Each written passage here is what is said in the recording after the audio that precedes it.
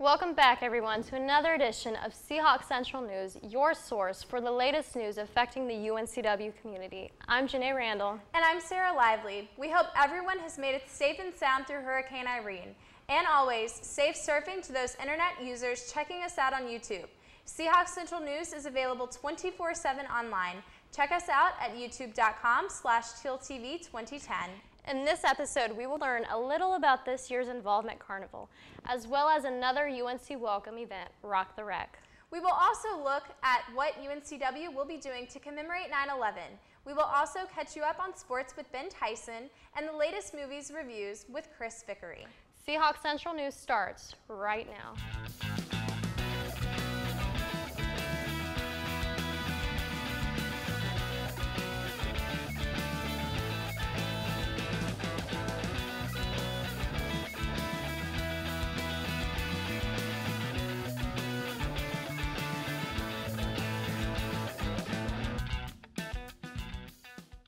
On August 31st, UNCW held its annual Involvement Carnival. This year, more than 273 groups participated in the event organized by CAKE, the Campus Activities and Involvement Center. New Assistant Director for Campus Activities, Stacy Baisden, estimated between 3,000 and 5,000 students participated in the carnival. Various agencies, businesses, churches, and UNCW academic departments and sports clubs had booths around the campus commons and part of Chancellor's Walk. Participating groups from off-campus parked their cars in a certain location and were shuttled to the event. This year's carnival was more interactive than years past. Basin said some agencies brought activities for students to do, including trying out longboards and athletic equipment. Lots of music was played and free demos handed out, and a local boutique even gave free makeovers to interested students. Students also enjoyed the free giveaways, including snow cones, pens, candy, coupons, frisbees, and many more. Now let's go outside and chat with fellow students on Chancellor's Walk. Here is Rachel Nagel with Talk on the Walk. Rachel? Welcome back to another episode of Talk on the Walk. The air is getting crisp and the temperature's dropping, and that means two things. Fall is in the air, and so is football. Unfortunately, UNCW doesn't have their own football team, so I'm out here to ask my fellow Seahawks who they cheer for and why. My favorite college football team is Carolina, because that's where most of my family went. But I wish UNCW had a football team, because I would go to the games and pregame and party and play cornhole. UNCW, we've been undefeated since 1956 because we have no football team. My favorite college football team is the North Carolina Tar Heels. I was born and raised in Chapel Hill and love them to death. Go Heels! And my favorite college football team is the Chapel Hill Tar Heels. UNCW needs to have a football team. Somebody needs to tell the athletic director to get one as soon as possible. That will make this school so much bigger and better. Maybe we can get in the SEC or something and have a great school, great everything, more girls, more guys, I guess, and it's just a better time in general in the fall. My favorite college football team is Carolina because my brother goes there, so I really love to cheer for him. Well, we heard some great responses as to who people cheer for, why they cheer for them, and also why UNCW should get their own football team. Maybe that'll convince the board to look further into this issue. But until then, I'm Rachel Nagel for Seahawk Central News, TealTV. Thanks, Rachel. This year, for our fall concert, the Association for Campus Entertainment, or ACE, will be bringing our entertainment, Amberlynn and Switchfoot. Tickets have been on sale since August 24th and can be purchased either from etix.com or from the Keenan box office. Students who buy their tickets in advance will only have to pay $10, while those who wait will have to pay $15 on the day of the event. The concert will be held in Trask Coliseum on Thursday, September 22nd at 7:30 p.m. For more information about the upcoming concert, visit ACE's website at uncw.edu/ACE. Hopefully, we will be allowed access to an interview with Amberlynn and Switchfoot, much like last year's exclusive interview with B.O.B. Stay tuned for more information. Last week, students had the chance to experience yet another fun-filled UNC Welcome event, Rock the Wreck, which marks the opening of the newly renovated Recreation Center. Our reporter, Ann Christian Johns, has the story. Ann Christian? I'm here at Rock the Wreck, the annual program that not only has games and food, but also has programs for students to get involved with student recreation. Also here are programs such as Care and Crossroads. I spoke with students and event organizers to see how they feel about this year's Rock the Wreck. Due to construction, rescheduling, and ominous weather, the attendance this year was unusually low. I say this one right now, it hasn't fully compared to the ones in the past because right now it looks like it's going to rain possibly. But last year it was pretty sunny and we had the entire parking lot, and it was pretty awesome last year because we just had a lot of space and everybody was getting down pretty much. So hopefully it won't rain and I'll win the raffle and it'll be all good. Well, this year is probably a little different based on the fact that we had to cancel last week before classes, so attendance looks like it's down a little bit right now. I'm sure people are still in class. With all the construction, we had to do a lot of getting trucks in and out today around the setup, which made it quite difficult. Although attendance was low, students that came really appreciated the organizations that did participate. And it's really cool to see all the different organizations here, even things that are off campus like the Fuzzy Peach. And the alcohol and drug abuse awareness type thing that organizations really do care for us, and they do want to see us have a good time but also be safe. Crossroads is UNCW's Alcohol and Drug Education Center, so we do anything that's related to substance abuse prevention and education on campus. And so today we're doing the DUI simulator as kind of an addition to Rock the Wreck. Definitely not going to drink and drive because I'm going to hit something like in the test. Hopefully next year, the weather and construction will permit a bigger turnout. I'm Ann Christian Johns for TealTV. Back to you. Thank you, Ann Christian. Now let's switch gears and head over to the sports desk with the latest athletic news. Ben, take it away. Hi folks, hope you're doing well and welcome to a soccer-themed edition of the Seahawk Sports Report. As the saying goes, ladies first, so let's talk women's soccer. After beating Francis Marion in the preseason opener, the Seahawks soccer stars traveled to Greenville, North Carolina to play the East Carolina Pirates in a game that was rescheduled a day early thanks to Hurricane Irene. And while the storm soaked Greenville and most of eastern North Carolina with 10-plus inches of rain on the pitch that day, it was the Pirates that made it rain, winning 2-0. The Lady Seahawks then traveled to Charlotte on Saturday, September 3rd, but also fell to them. That time the final was 1-0. The road trip continued on Sunday as the team traveled to Davidson College. After trailing 1-0 at halftime, the Seahawks came alive in the second half. Junior Kim Curry scored on a free kick in the 53rd minute for her first goal of the year. Then, with the drama building in the 87th minute, senior Aaron Pardini broke the tie for the win. Final score, UNCW 2, Davidson 1. The Lady Seahawks have 1 win and 3 losses on the year, and they don't have another home game until Friday, September 16th. We'll stay with the same sport but switch to the opposite sex. That's right, the gem of our fall athletics, the men's soccer team, traveled to Chapel Hill the Saturday that Hurricane Irene struck to face the third-ranked team in all of the nation, the UNC Tar Heels. Playing with concern and heavy hearts, the Seahawks gave it their all, but eventually fell 3-1. It's safe to say that they felt good to be home for their next match, Thursday, September 1st, against the Campbell Camels. Let's go to the highlights.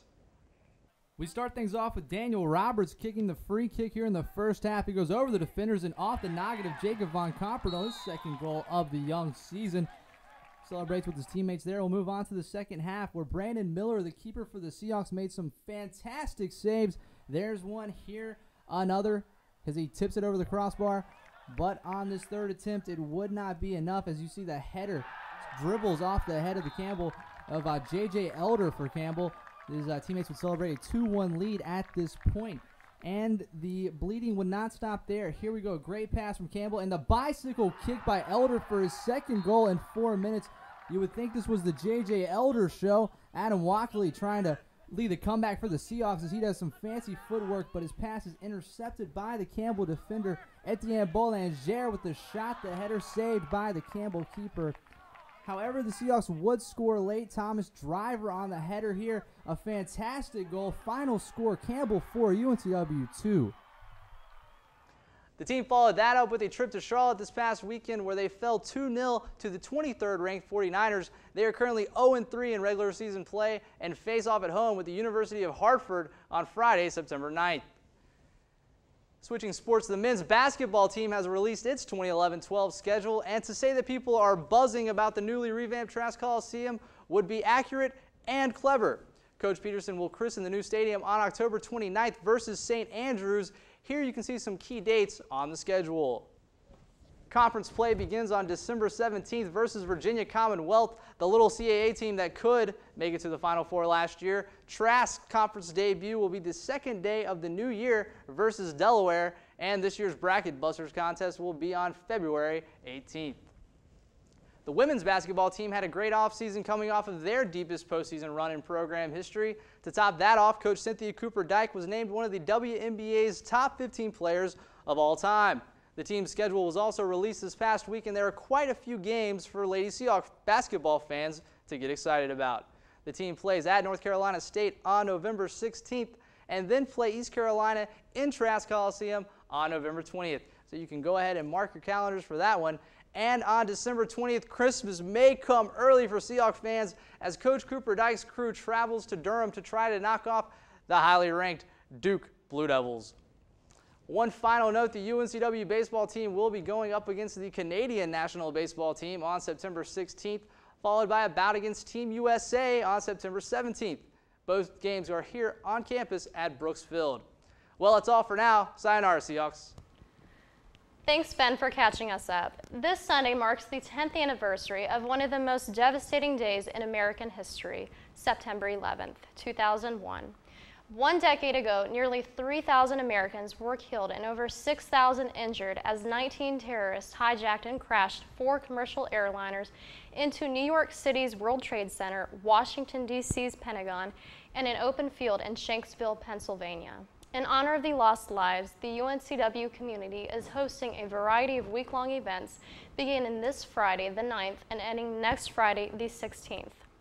A student commemoration, remembrance ceremony, several documentaries, panel discussions, keynote speakers, and a theatrical performance are some of the events set to take place. Students, staff, and faculty members are encouraged to attend and reflect. We may have survived Irene with nothing more than a scratch, but we may not be lucky next time as we continue on through the height of hurricane season. Flooding and hurricanes are the most likely natural disaster to occur in Wilmington, and knowing all the facts can help you be more prepared in the face of inclement weather. It's important to be prepared both prior to and during an emergency. A few helpful hints would be to check the local news and UNCW's website frequently for emergency updates, class cancellations, and evacuations. Signing up for the UNCW alert system on your cell phone keeps you in the know with the most up-to-date safety practices and instructions. Check with your residence hall or landlord for instructions on what to do in the event of flooding and water damage. In the event of evacuation, it is best to leave with enough time to get out safely of the emergency area before the inclement weather hits.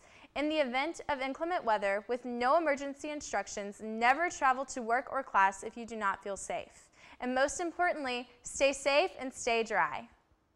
Now's the time where we get the latest big screen updates and critics on campus. Here's your host, Chris Vickery. Thanks, Janae. Welcome everyone to Critics on Campus, where we review the latest movies in the Wilmington area. I'm your host, Chris Vickery, alongside my co-host for the day, Ashley Semino. We reviewed 2 movies this week, as always. The first of which was The Debt, which is a movie about some 1960s Mossad agents going into Soviet-occupied East Berlin, yes, East Berlin, to extract a Nazi doctor for war crimes. Mm-hmm. The surgeon of Birkenau, he did horrific war crimes on children and adults alike, like trying to change eye color, inject petrol into them, very bad crimes. And it's based on a true story and also a remake. Yeah, it's a remake based on it's an Israeli film called Hahov, I believe. It's pretty much a remake of that. Right, and it cuts between the 60s operation, which failed, and then the 90s when these Mossad agents that failed have to go back and right their wrongs, hence The Debt. What did you think of it? My opinion, I liked it. I thought it was, the order of it, the chronological order of it was really, it worked for me. It kept my interest as an audience member, and I think that that's a good aspect of the movie, is that it will keep audiences' interest because of its order, how it kept going back in time and back to the future, or the 90s. And I just thought that really worked for the film. Which is really interesting because I felt that was probably the biggest weakness of the film, that it was kind of a split focus between the past and the present of that film, which is the 90s. And it just kind of lost some of the power of the message between focusing so much between both of those because. Well, a good thing about it was that it kept the audience guessing, and I thought it kept you on the edge of your seat, and it kept you just, like I said, guessing and trying to figure out what was going to happen next, or like what the next plot twist was going to be. Which is an interesting point because the acting was superb and the production was phenomenal, and the thrills were definitely that. They were thrilling, which I thought was done really well. But the biggest thing that I noticed was when it gets to the end of the film, you're not really sure if it's the end or not. Like it happens and it's closure, but it's like, oh, it's over, and then the credits roll and you're sure of it at that point. But I think it wasn't a strong ending. Yeah, I think the weakest part of the film was the ending. I thought it was it lacked what the rest of the movie had, which was a gripping, suspenseful kind of thing. I think it was very weak, and it could have been better. Sure. If you had to give it a rating out of 5 stars, what would you give it? I myself would give it a 4. I would probably have to go with a 2.5. But the next that we saw was Our Idiot Brother, which is a new R-rated comedy from Paul Rudd. And it was a really surprisingly fun movie for me. Yeah, I liked it a lot. It just really worked for me. It was funny, but it was also serious at the same time, and it had realistic themes as well. I thought it was really good. And it's all about Paul Rudd, who is a kind of a hippie who's just too trusting. He trusts everyone around him so much that he winds up kind of getting the brunt of all the bad luck. Yes. And he has kind of a screwed up family, and no one is as nice as him, and that's his biggest downfall, which is really interesting. Yeah, the title of the movie is Our Idiot Brother, but to me it seems like he's the only one who actually has it all together. Right. And he forces his family he has to live with for a little bit to like be honest with themselves and get their stuff together while he's just yachting along. Precisely, and he makes everyone around him better the hard way, which is hard for everyone else, but it's hilarious while we're watching him just kind of stumble, just through his pure honesty, kind of stumble into these situations, which makes everyone else around him better. And the laughs are genuine, and the acting is... I thought Paul Rudd was excellent. Paul Rudd was great. Zooey Deschanel is in it, and she's very funny, as well as Christina Applegate, I believe. Oh, it's Elizabeth Banks. Elizabeth Banks, yes, and they're all great in their roles. So I personally really enjoyed that movie. I would give it a 3.5. What would you give it? Yeah, about a 3.5. Excellent. Well, that's all for this week. Next week we'll have more reviews. Once again, I'm Chris Vickery, and this is Ashley Semino. This segment was brought to you by Carmike Theaters. Tune in next week for some more movies. Thanks, Chris. Well, that wraps up another edition of Seahawk Central News. Special thanks to the Communication Studies Department and UNCW TV for making our show a reality. Even more thanks to Bill Denome and Dustin Miller. Check out the latest edition of the Seahawk at newsstands all over campus. Remember, you can keep up with Seahawk Central News by stopping by youtube.com/TealTV2010. I'm Janae Randall. And I'm Sarah Lively, saying, so long, Seahawks.